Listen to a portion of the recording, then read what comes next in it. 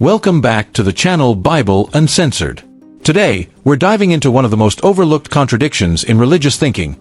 Why would an all-powerful, all-knowing God need something as human and flawed as faith? Faith is often portrayed as a divine virtue, but when we really examine it, it starts to look more like a tool for manipulation than a requirement from a perfect being. In this video, we'll explore why demanding faith makes absolutely no sense for a deity with unlimited power, and why faith functions better as a weapon of control for religious leaders than as a bridge to divinity. Let's get into it. Why would an all-powerful God need faith from anyone? In the vast panorama of religious belief systems, one concept repeats itself endlessly across denominations, sects, and theological doctrines: faith. Believers are told to have faith. Preachers demand it. Scriptures glorify it. And, most strikingly, God himself, supposedly all-knowing and all-powerful, is said to require it. But that premise alone raises a troubling and fundamental question. Why would a truly omnipotent being ever require faith from humans? Let's break that down. What is faith, really? At its core, faith is belief without evidence. It is often described as trust in something that cannot be seen, proven, or logically verified. The very definition of faith, according to Hebrews 11 verse 1, is confidence in what we hope for and assurance about what we do not see. In other words, faith is the abandonment of critical thinking in favor of belief. Belief in things we cannot confirm, belief in stories we cannot verify, belief in promises we cannot test. It requires putting aside our rational faculties and embracing the idea that something is true because we want it to be true, or worse, because someone told us it is. That might be understandable, if not entirely defensible, when humans ask it of one another. But when an almighty deity demands it, the reasoning collapses completely. The human use of faith, control and power. Throughout history, faith has been a powerful psychological tool. Religious and political leaders have used it to consolidate control, manufacture loyalty, and suppress dissent. Why? Because faith requires no evidence. Faith eliminates the need for questions. Faith neutralizes doubt and elevates blind obedience into a virtue. If a political leader said, "Don't investigate what I say, just believe me," most people would laugh. But when a religious leader says, "Don't question, just have faith," millions accept it without hesitation. Faith, therefore, functions as a mechanism of control. It's a way to bypass logical resistance. It gives authority to people who, under any normal circumstances, wouldn't have any. When people believe without evidence, those in power can say anything, no matter how implausible, irrational, or abusive, and still be followed. They can create doctrines that serve their interests, demand money, loyalty, obedience, and even blood, all under the divine umbrella of faith. It's no wonder religious institutions thrive on it. Without faith, the business model collapses. But here's the critical point. Humans need faith to manipulate and persuade others, because humans are limited. They need trust to gain power. They need belief to maintain influence. But a God, particularly a God described as omnipotent, does not. A truly all-powerful being needs nothing from us. Let's assume, for the sake of argument, that such a being exists. This being is all-knowing, all-seeing, all-powerful. He created the universe, the laws of physics, human consciousness, time, and matter itself. He exists beyond space, beyond logic, beyond human comprehension. If that's true, then he doesn't need anything. He doesn't need worship. He doesn't need songs or buildings or donations. He doesn't need rituals or sacrifices. And most of all, he certainly doesn't need faith.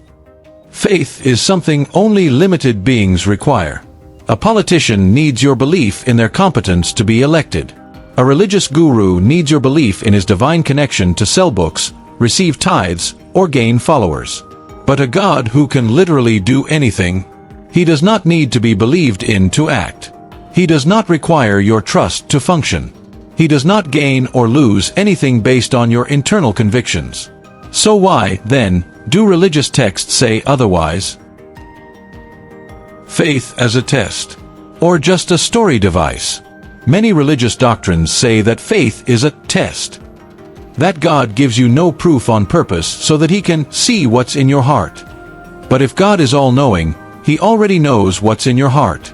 He knows if you're lying. He knows what you're going to choose before you do it. He knows if you would have believed had you been born in a different country or raised in a different family. So why test anyone at all? The idea of faith as a test collapses under its own logic. It's like designing a game where the rules make no sense, and then punishing the players for failing to understand it. The reality is more sobering. The idea of faith exists not because God needs it, but because religious leaders need it. Without it, they lose their grip on people. Without it, people would begin to question the inconsistencies, the cruelty, the contradictions in holy texts. Without faith, the emperor is naked, and they know it. The absurdity of faith in practice. Think about what believers are often asked to do. Believe that a man was born of a virgin. Believe that this man walked on water. Believe that he was executed and came back to life. Believe that eating bread and drinking wine somehow connects you to this event. Believe that a talking snake tricked a woman, and that this is why we all suffer today.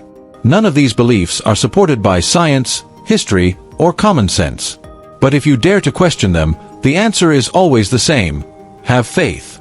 That phrase, have faith, is the intellectual stop sign of religion. It's the point where reasoning is no longer welcome. You can ask any question, no matter how sincere or profound, but when the answer becomes inconvenient, the faithful retreat to the fortress of faith. And inside that fortress, anything goes. Faith encourages intellectual laziness. If a belief system cannot be questioned, it cannot grow.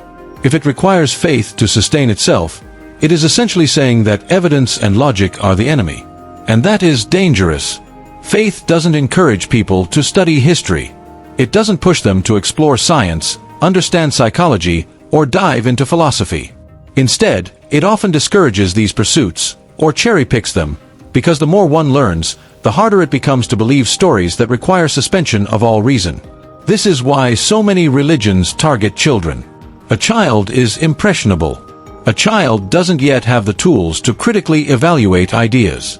Tell a child that a man lived inside a whale or that the sun stood still in the sky, and they may believe it. Tell the same story to a well-educated adult with scientific knowledge, and you might get a very different reaction, unless that adult has already been conditioned through lifelong faith. Faith is not a virtue. In religious circles, faith is praised as a virtue, sometimes even as the greatest of all virtues. But if we strip away the religious packaging, faith is indistinguishable from gullibility. It's belief without proof. And in any other context, that would be called foolishness. If someone tries to sell you a miracle cure without evidence, and you believe it, that's gullibility. If someone claims to have supernatural powers, and you trust them without verification, that's gullibility. If someone writes a book saying God spoke to them, and you accept it without question, that too is gullibility. And yet, within religion, this same gullibility is renamed faith and turned into a virtue. But an all-powerful God would not need gullibility to gain followers. If he wanted to be known, he could simply reveal himself. No ambiguity. No interpretations. No need for ancient texts in dead languages. Just clarity. Directly. Unequivocally. Powerfully. But that never happens. Why? Because perhaps it's not God who needs faith, but those who invented him. Why would God hide? Religious apologists will say that God hides himself because he wants people to come to him freely, without being forced. But this argument is weak. Knowing that something exists is not the same as being forced to follow it. We know gravity exists, but we're not forced to love it. We know the sun exists, but we're not obligated to worship it. If God truly existed, and we knew it with certainty, we could still choose whether or not to follow him. In fact, knowing that he exists would make our choice more informed, more meaningful, more honest. But the story says no, he hides. He only leaves behind vague stories, ancient scrolls, and contradictory interpretations. And then he says, "Believe anyway. If you don't, I will punish you eternally." That is not divine love. That is emotional blackmail. A better standard for a loving deity. If we were to imagine a truly loving, just, and powerful deity, surely he would want more from us than blind belief. He would value honesty over obedience, curiosity over conformity, and evidence over superstition. He would not demand faith. He would inspire understanding. He would say, use your brain. Ask questions. Doubt if you must. The truth will not be afraid of your questions. But instead, religious doctrines tell us the opposite. Don't doubt. Don't ask. Just believe. That is the language of cults, not God's. Conclusion: faith is a human invention, not a divine requirement. The absurdity of an all-powerful God requiring faith becomes clearer the more we examine it. Faith serves those who lack power. It is a crutch for manipulation, a tool for institutions built on uncertain foundations. But an all-powerful being, by definition, needs no such tool. If there were truly a deity who created the universe, surely that being could communicate clearly, reveal himself unmistakably, and engage with humanity without ambiguity, confusion, or the need for blind trust. Instead, what we find is a long history of religious institutions demanding faith to secure power, and punishing those who dare to question. In that light, faith is not a gift from God, it is a cage built by man. If you enjoyed this breakdown, don't forget to like, subscribe, and share this video with someone who still believes faith is a virtue. Leave your thoughts in the comments below.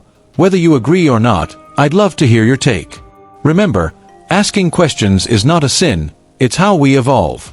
See you in the next one.